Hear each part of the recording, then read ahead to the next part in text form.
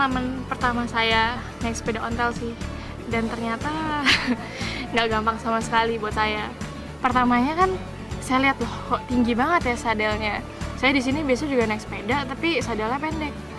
Dan ketika naik itu susahnya adalah kaki saya nggak nyampe di tanah.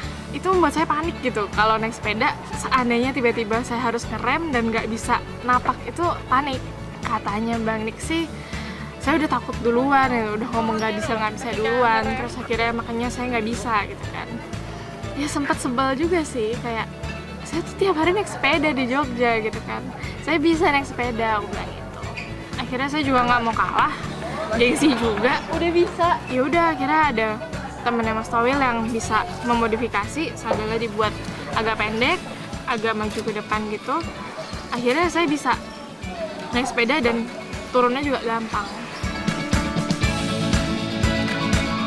Jogja itu banyak situs budaya masa lalunya, maksudnya situs bersejarah gitu kan.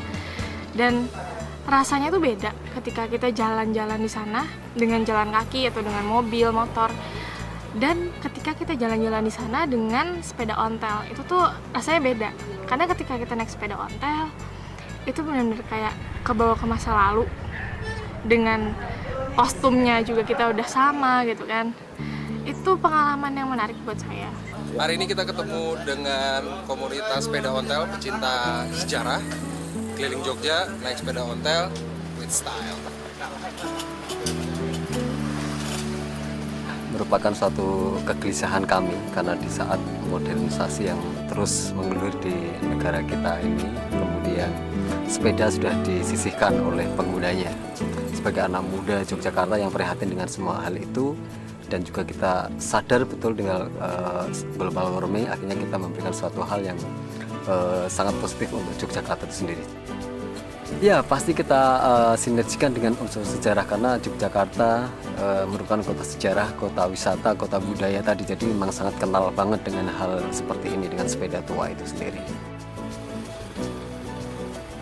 Sangat berhubungan ya pariwisata dengan apa yang kita lakukan pada hari ini, karena makam tadi merupakan suatu destinasi wisata juga dan juga bisa masuk di ekoturism. Jadi masyarakat sekitar diikut sertakan dalam pengelolaan suatu objek wisata tersebut. Seperti tadi yang saya lakukan dengan sepeda, dengan pakaian tua yang ada zaman kolonial, sekaligus mengelilingi bangunan-bangunan Belanda, gang-gang kecil, kuburan-kuburan Raja-Raja Mataram, termasuk memberikan rasa tersendiri. Jadi seolah-olah saya berjalan dalam masa lalu. Sebagai seorang sejarah, hal itu tuh bisa mendatangkan untuk wisata sejarah. Di sini tuh sangat jarang sekali di Indonesia. Wisata sejarah sekaligus menghadirkan pakaian-pakaiannya dan perjalanan dengan pakaian sejarah itu sendiri. Gila itu kalau ada itu, wah memang gokil men. Dan termasuk saya ini yang mencoba itu, setidaknya saya juga bisa merasakan sendiri bagaimana rasanya hidup di masa lalu. Itu gak kebayang men. Nah, apakah kita bisa kembali ke masa lalu? Mungkin kita nggak akan pernah bisa kembali ke masa lalu, tapi setidaknya kita bisa merasakan bagaimana aura masa lalu itu.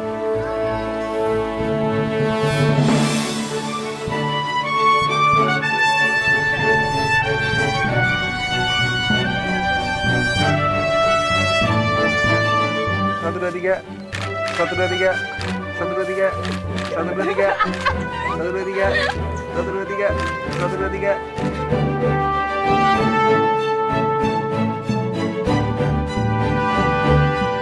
Dari ngopi jadi memasuki lorong waktu.